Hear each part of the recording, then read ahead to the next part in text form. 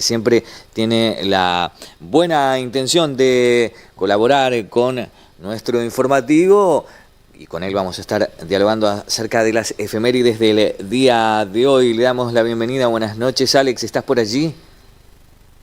Hola, buenas Hola, ¿cómo noches, estamos? Martín. ¿Se escucha bien?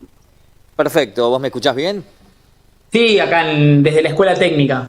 Vamos. Desde la Escuela Técnica estás dando clases, Alex, en estos momentos, ¿no es cierto? Sí, justo, bueno, es horario de recreo, así que puedo conectarme unos minutitos desde acá, desde la dirección de la escuela técnica Ricardo Buiraldes.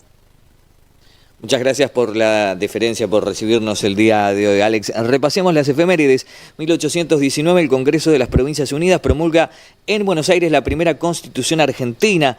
Parte de su articulado fue incorporado en la Carta Magna elaborada en 1826 y en la Constitución Nacional sancionada en 1853. Usted Pensar es que, un bueno, verdadero especialista. sí, esa constitución, la de 1819, es una constitución de corte centralista y también unitaria, pero que tiene grandes avances, por ejemplo, en lo que es la división de poderes, Martín. El tema de la división de poderes, cuando estamos hablando de poder ejecutivo, legislativo y judicial. Es uno de los grandes Exacto. avances que tuvo esa constitución en términos, ¿no?, para la época. ¿Sí? Tampoco, ojo, porque al ser una constitución de corte centralista, como te decía, y unitaria, no reconoce la autonomía de las provincias. Cuestión que sí después va a estar en la constitución que hoy tenemos vigente, la de 1853. Noto en lo que estás diciendo respecto de la época actual, Alex, esta división de los poderes hoy día no es tan del todo así sobre la división y la independencia de cada poder, ¿no? No, bueno, pero sí, existe, es parte de la república. Sin la división de los poderes no podemos estar hablando de que tenemos una república. Y bueno, y justamente el avance tan claro y fundamental que tuvo esta constitución es el republicanismo como uno de los preceptos a llevar a cabo. También tener en cuenta que está inspirada en la constitución un poco de los Estados Unidos, ¿sí? De 1776 que te basa también un poco lo que es el republicanismo. Pensemos que estamos hablando de un siglo XIX, o sea, un 1800, donde la ilustración era fuerte y justamente lo que buscaba la ilustración era un poco romper con el antiguo régimen y el centralismo de las monarquías absolutistas. Bien, bien, bien. Fue, digamos, un comienzo bien intencionado. Podríamos decir que hay algo ahí, hay algo interesante, hay algo para trabajar, hay algo que es sentar un poco las bases de nuestra constitución, de nuestro país, y es tener en cuenta también la base en términos de republicanismo, ¿no? De la división de poderes como algo clave que tenemos que marcarlo, que si bien todavía no hay avances significativos en esa constitución y que también tenía un corte bastante secular. Hoy justamente que podemos pensar en la figura del Papa Francisco, esa constitución alejaba bastante al Estado de la Iglesia Católica. Claro. Sí, algunas voces hoy también reclaman un poco ¿cómo decirlo? Esta desvinculación del Estado con la Iglesia Católica, ¿no? Actualmente, digo, algunas voces por ese estilo más o menos se escuchan. Claro, claro, se habla mucho, ¿no? Pero ya esta constitución, la de 1819, tiene esa vertiente del secular, de ser secular, y justamente también pensaba, por ejemplo, se me viene a la cabeza, el quitarle a la Iglesia Católica el registro de nacimientos, la creación un poco de lo que van a ser los futuros registros civiles de personas, ¿no? Tiene un poco también esa idea, esa constitución, que también es un poco respetar la idea de la época, es respetar la idea de la ilustración, es respetar también las ideas que se estaban manejando en términos mundiales, Martín. Justamente acotando a eso que estás diciendo en último término, Alex, podríamos decir que para aquel entonces era una constitución bastante moderna, ¿no? Era una constitución de época, era una constitución Bien. que si bien todavía tenía algunas vertientes absolutistas, porque ya te digo, el no aceptar las autonomías provinciales o lo que más solicitaban, ¿no?, las provincias de nuestro país, me parece que ahí también hay una mirada del centralismo, y también estamos pensando en lo que va a ser el centralismo porteño, en pensar que la Argentina se basa desde Buenos Aires y de ahí se toma todo tipo de decisión, que creo que es algo que aún hoy lo venimos padeciendo como argentinos. El tener en cuenta que la Argentina toma todas las decisiones desde Buenos Aires con un desconocimiento muchas veces de las provincias, y que creo que también muchos gobiernos han hecho eso. Hemos tenido prácticas de distintos gobiernos, no sé, látigo y chequera se me viene a la cabeza, ¿no? Es decir, bueno, vení para Buenos Aires que te damos obras. También tiene mucho que ver, ¿no? Y vos hablabas también esto de la autonomía de los diferentes poderes, Martín, y lo podemos enlazar también acá. ¿Por qué? Porque muchas veces desde Buenos Aires, desde este centralismo porteño que hoy todavía tenemos y que está basado en esta ley, en esta Constitución de 1819, todavía se siguen tomando decisiones, por ejemplo, con la Cámara de Diputados como moneda de cambio, buscando las ideas de, no, bueno, habilitame esta ley o no me habilites esta ley, dame quórum o no me des quórum, y desde ahí te damos algo para tu provincia. Mm. Es increíble que hemos avanzado en el tiempo, pero algunas prácticas siguen sujetas al siglo pasado prácticamente, ¿no? Te diría que al siglo XIX, o sea, ya de dos Claro, siglos, bien. 2 siglos, claro. Sí, sí. Es muy, muy compleja, ¿no?, la situación, y que bueno, pero vuelvo a repetir, es algo importante el tema de la división de poderes, y no es menospreciarlo, ¿no?, porque hoy, como vos decías, en una época en la cual creemos que los poderes absolutistas o los poderes del presidente como figura máxima son fundamentales, creo que es necesario el respeto a las instituciones, el respeto al republicanismo, el respeto a las decisiones que se toman en el poder legislativo, y no que sortear mediante a veces algunas maniobras legislativas que hay, como por ejemplo dar quórum o no, para que sigan manteniéndose las decisiones del Poder Ejecutivo.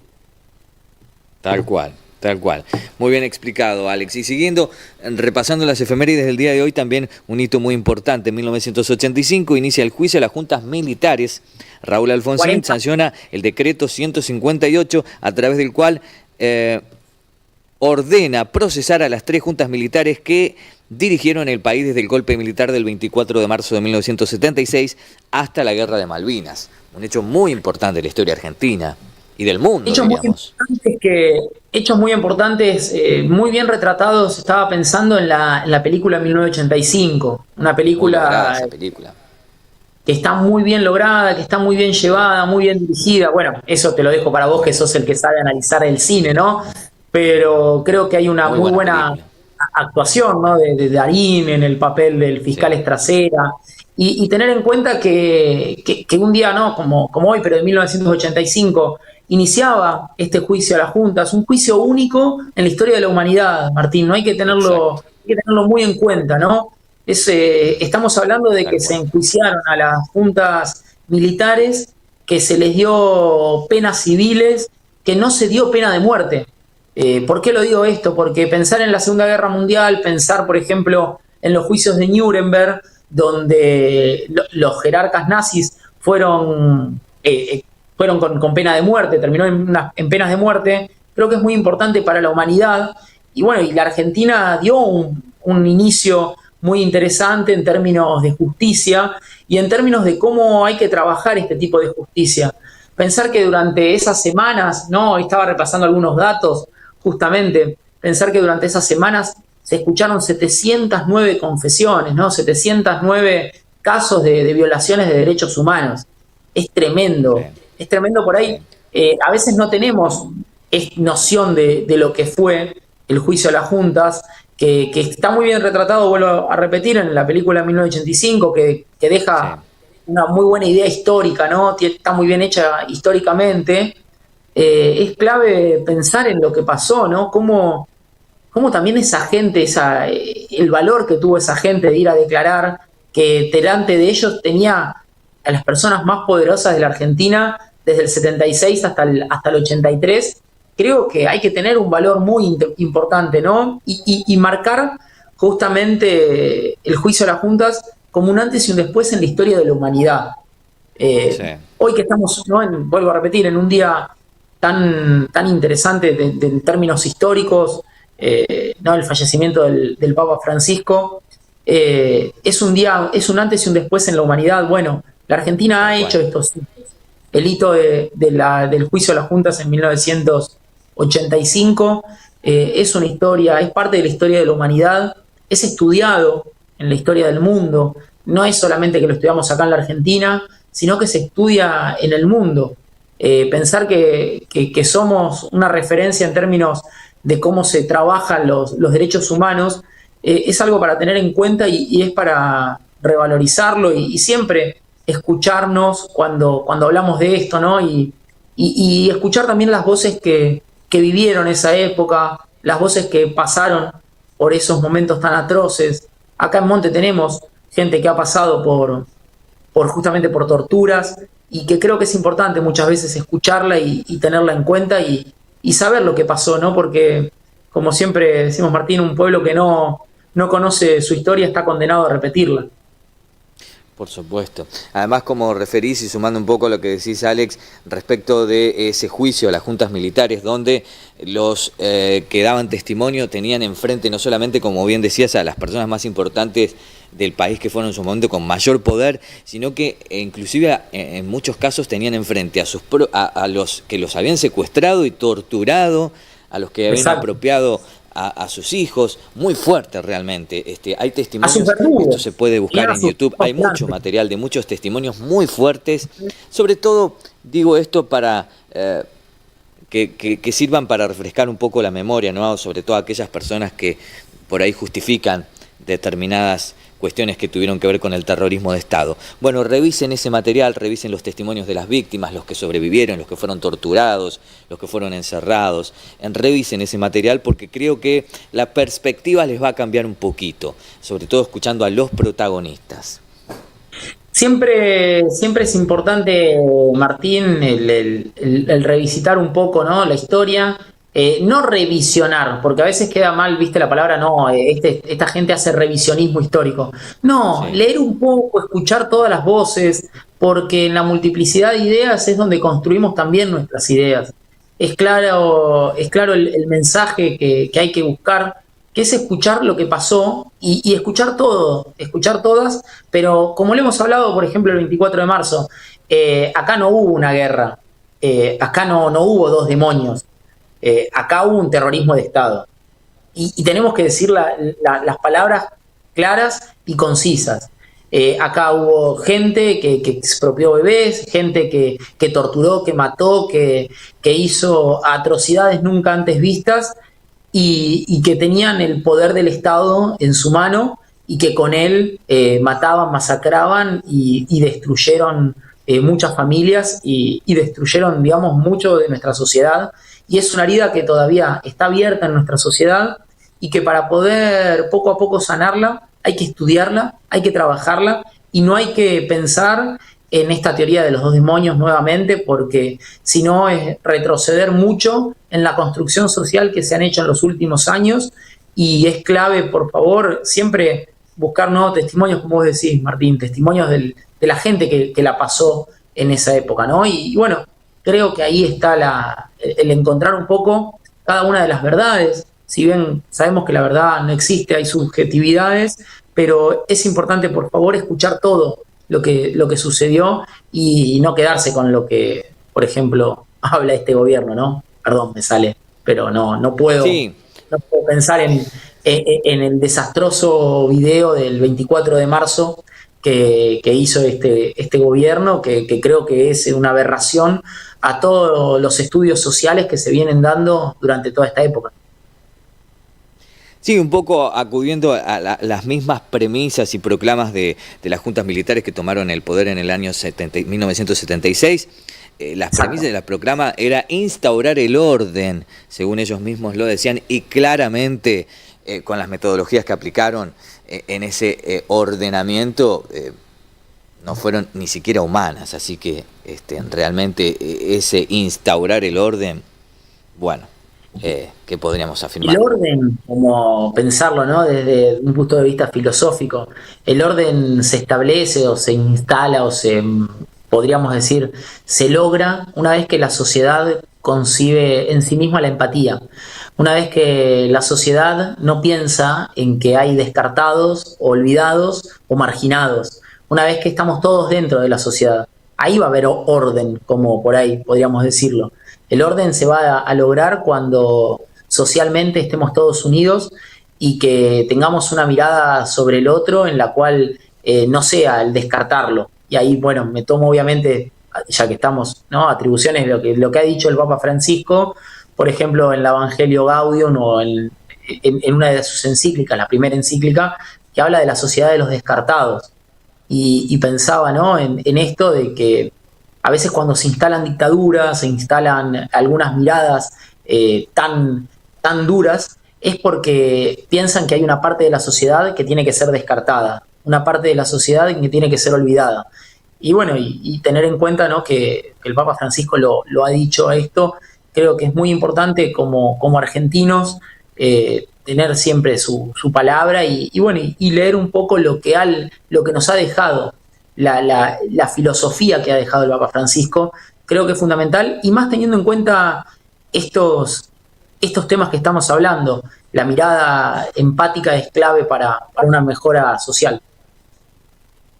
Y también siguiendo, repasando las efemérides del día de hoy, Axel, se conmemora el Día Internacional de la Tierra, justo en un momento donde las principales potencias del mundo han quitado de su agenda, por ejemplo, el cambio climático. Y nosotros nos Mirá, unimos también en esa temática, lo, ¿no? Es preocupante esto, me parece. perdón, voy a volver a citar al Papa Francisco en su encíclica Laudato Si, que creo que es muy interesante que la gente la pueda leer, y habla justamente del cambio climático, habla de la educación ambiental. Y no es por nada, pero estamos hablando de la figura más influyente del siglo XX, del mundo para la Argentina, del siglo XXI, sí, también, perdón, del siglo XXI, es el argentino más influyente de la historia, definitivamente, Totalmente. y sentó a todos los petroleros, sentó en un momento en una mesa a todos los empresarios que estaban destruyendo el planeta y les dijo, o paran de destruir o no va a haber planeta al cual puedan explotar. Que Claro. creo que ahí es importante tenerlo en cuenta, ¿no? Y por eso también se plantea el Día de la Tierra. Tener en cuenta, ¿no? Que el Día de la Tierra es esto, es dar un segundo, de darnos cuenta de que no vamos a tener la nave que nos transporta a lo largo de todo este universo y que sin ella no nos podemos bajar y cambiarnos de nave. Es la única que tenemos y tenemos que cuidarla y tenemos que pensar también en una conexión con la Tierra mucho más profunda y vuelvo a lo mismo, no vivir en una sociedad del descarte. Descartamos mucho. La revolución industrial en sus últimas etapas, ¿no? Tanto en la segunda como en la tercera etapa, ha hecho una sociedad completamente que descarta todo.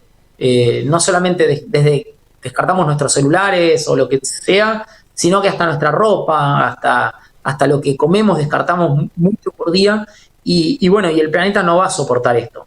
Estamos en el borde del cataclismo y estamos en los últimos minutos, hablan muchos, esto hay muchos geógrafos que han escrito y hay material de sobra sobre esto, pero tener en cuenta lo que nos pasa como sociedad y bueno, vuelvo a lo mismo, si somos empáticos con los seres humanos hay que ser empático también con la Tierra y hay que buscar el equilibrio y el balance, porque podemos vivir en un planeta Tierra en el cual nos da todo para vivir, pero de esta manera vamos a llegar a un momento en que lo vamos a destruir.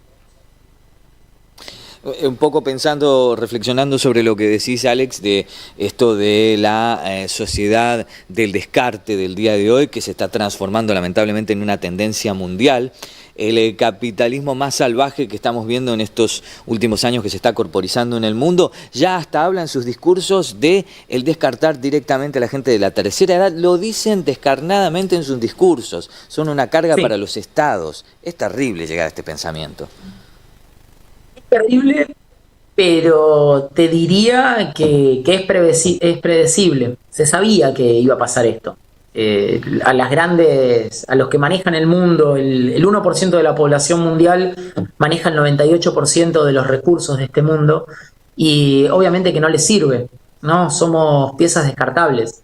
A veces no pensar que somos números, sino que somos simplemente un material más dentro de la producción. Somos un costo muchas veces. Y cuando hay que bajar el costo, los empresarios no tienen miramiento. Y los malos empresarios, ¿no? Porque hay una responsabilidad empresarial muy importante. Hay muchos sectores que ven esto, que tienen una mirada del capitalismo más social. No es que, porque viste que acá hablan de, no, o es capitalismo o es comunismo. No, hay un capitalismo social. Hay un capitalismo con una responsabilidad social que se está dando, que durante muchos años se trata de llevar a cabo. Hay un premio Nobel de Economía, se llama Amartya Sen, que sería muy interesante que a veces la gente lo pueda escuchar. Amartya Sen se llama, y habla justamente esto, ¿no? De que la economía tiene que estar en función del ser humano, no podemos los seres humanos estar en función de la economía, y lo mismo pasa con el planeta. Nosotros no podemos terminar destruyendo el planeta como lo estamos destruyendo, porque no vamos a tener nada. Y bueno, no sé qué vamos a hacer, dónde vamos a ir. Sí, un poco esto que estás diciendo me recuerda a un chiste que vi hace muchos años, donde habla de los villanos, ¿no? Los villanos de las películas, de los libros, de toda la literatura fantástica que hemos consumido durante años. Y siempre viste que el villano siempre quiere destruir el mundo entero. ¿Y dónde va a vivir el villano si destruye el mundo? Lo mismo pasa ahora claro, con los grandes empresarios, las potencias que quieren más y más y se vuelven totalmente deshumanizados, con ansias de obtener más poder. Si destruimos el planeta donde vivimos, ¿dónde vamos a ir a parar? O sea, es un poco ilógico, ¿no? No hay lugar, no hay lugar donde podamos estar. La verdad es que no. Alex, y como última pregunta o reflexión el día de hoy, agradeciéndote tu predisposición, como hombre de fe que sabemos que sos, ¿es realmente el Papa Francisco el hombre que transformó definitivamente a la Iglesia Católica en el mundo? No te lo puedo decir hoy, se puede decir dentro de unos años. Me parece que sí, pero dentro de unos años creo que nos vamos a dar cuenta cuando pasen los años de la figura que fue el Papa Francisco y de cómo transformó la Iglesia. Hay gente muchísimo más habilitada que yo para hablar de esto, pero ha hecho muchos avances en términos del cambio de la Iglesia y que fue necesario porque la gente se aleja sino de la fe. Entonces creo que el Papa Francisco, como te lo dije, es la figura más influyente de la historia de la Argentina. No hay una persona más influyente en el mundo, en la historia de la Argentina, que tenemos que empezar a darnos cuenta de que nos ha dejado y que hay que empezar a escuchar más lo que nos decía, hay que empezar a leer más lo que dejó escrito y en esas palabras seguramente nos vamos a dar cuenta cuál es un poco el camino que hay que seguir. Muchas veces pasa que, bueno, sí, cuando una persona muere, nos deja, sale de este plano, empezamos a escuchar más lo que nos decía. Bueno, es el momento, es acá el momento para poder hacerlo. El Papa Francisco es un antes y un después, seguramente. Creo que ya desde el lugar hasta donde decide su entierro, te enteraste que es donde lo van a enterrar, ¿no? Todavía no he escuchado eso. Sé que hay muchos preparativos, pero ¿dónde será? Es la Catedral Santa María de la Maggiore. Santa María, sería Santa María de la Mayor, ¿sí? Santa María de la Maggiore. Está a 300 metros de la Embajada Argentina. Es un datito que por ahí la gente no lo tiene en cuenta. Fíjate que hasta eso lo pensó. Si bien, obviamente, que la iglesia, ¿no? Esta iglesia Santa María de la Maggiore es una iglesia jesuita. Sí, es una iglesia Claro. jesuítica. Es muy interesante recorrerla, esta iglesia, porque vos la ves, parece que es de oro, pero es falso. Es todo falso lo que se ve en ella y tiene que ver justamente con esta misión jesuítica de la bondad, podríamos decir también del, bueno, en este caso sí, del voto de pobreza que tenía Francisco, ¿no? Como sacerdote jesuita. Y bueno, es muy interesante la iglesia donde va a estar el Santo Padre. Hoy en un comienzo de nuestro informativo replicábamos los titulares del mundo, ¿no?, respecto de la figura del Papa Francisco, de Jorge Bergoglio, y realmente yo, que contrariamente a vos, Alex, soy un hombre que carece de toda creencia religiosa, pero sin embargo trato de ser objetivo y trato de reconocer la figura de Jorge Bergoglio como de grandísima importancia a nivel mundial. Y yo siempre decía y digo que destacaba los mensajes que él daba, ¿no? Siempre me quedaron grabadas esas palabras a los jóvenes brasileros que les dijo: jueguen para adelante, sean protagonistas. Más allá de cualquier credo religioso en el mundo, de cualquier ideología, me parece que el mensaje en sí mismo, y sobre todo referido a los jóvenes, era de un nivel de autenticidad y de positividad que realmente a mí me conmovió en su momento y siempre recordé esas palabras. Sí, no solamente de los mensajes cuando fue papa, creo que hay que también pensar en sus mensajes desde sacerdote, desde obispo. Hoy escuchaba, por ejemplo, me salgo un poquito, ¿no? Pero escuchaba a algunos periodistas que hablaban de si había sido colaboracionista durante la última dictadura cívico-militar el Papa Francisco. Ujú. Creo que no está bueno lo que están buscando algunos, desprestigiar la figura del Papa, y todo lo contrario, fue un hombre que está comprobado que él en donde estaba ayudaba justamente a muchos sacerdotes que estaban siendo perseguidos, los escondía, los ponía a trabajar de parqueros, hay muchas historias de esto, ¿no? Entonces creo que es importante pensarlo al Papa Francisco como la figura más influyente definitivamente de la Argentina en la historia. No hay un argentino más importante en nuestra historia, que nos dejó, pero que sus palabras están vivas, que su idea va a estar y va a perdurar, pero va a perdurar siempre y cuando nosotros estemos abiertos a escucharla. Creo que es fundamental, como, no solamente como argentinos, sino como habitantes de este mundo, prestarle atención muchas veces a lo que dicen los papas, prestarle atención muchas veces a todo tipo de credo, ¿sí? No solamente a la Iglesia Católica, prestarle atención, ¿sí?, al judaísmo, a prestarle atención al Islam, prestarle atención mucho a los distintos tipos de credos, porque hay un acervo cultural muy interesante de miles de años de historia, de miles de años de cultura, que si nosotros nos quedamos y nos enfrascamos en esta sociedad individualista, materialista, no vamos a poder salir adelante y vamos a terminar destruyendo lo mucho o poco que hemos construido como sociedad en estos 15.000 o 20.000 años de historia que tenemos. Si hay algo, un poco referido a lo que decís, Alex, si hay algo que yo respeto, es justamente el bienestar que le proporciona y el sobrellevar la vida que le proporciona a millones de personas en el mundo alguna creencia religiosa, ¿no? No lo comparto porque yo no tengo religión, pero sí lo respeto. A eso la verdad es que sí lo respeto.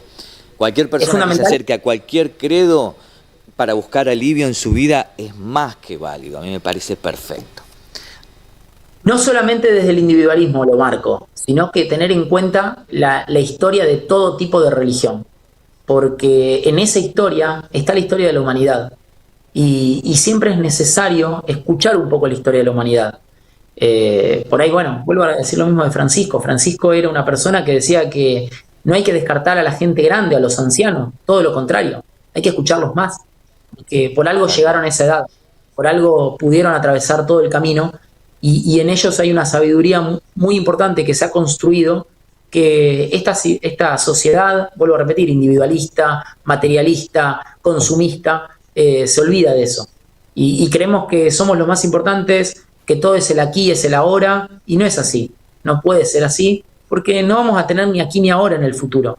O sea, no vamos a tener más planeta, no vamos a tener nada si no empezamos a pensar un poco en comunidad, a pensar un poco en el otro, y a trabajar siempre en conjunto para la mejora de todos y de todas. Coincidimos en esto, Alex, hay que escuchar mucho más y sobre todo más ahora que nunca los mensajes del Papa Francisco. Te agradecemos esta comunicación el día de hoy, sobre todo teniendo en cuenta que estás trabajando en este momento y has tenido la deferencia de brindarnos unos minutos, así que te dejamos seguir trabajando, Alex, y muchas gracias por esta comunicación de hoy. No, gracias a vos, Martín, a toda la audiencia y bueno, un saludo grande a todos y que por favor háganme caso, escuchen un poco más a Francisco y tengan en cuenta que podemos salir adelante si nos escuchamos un poco más. Gracias, Alex. Buena semana para vos. Nosotros vamos a dar paso cuando 5 minutos nos separan de la hora 21 a la última tanda comercial de este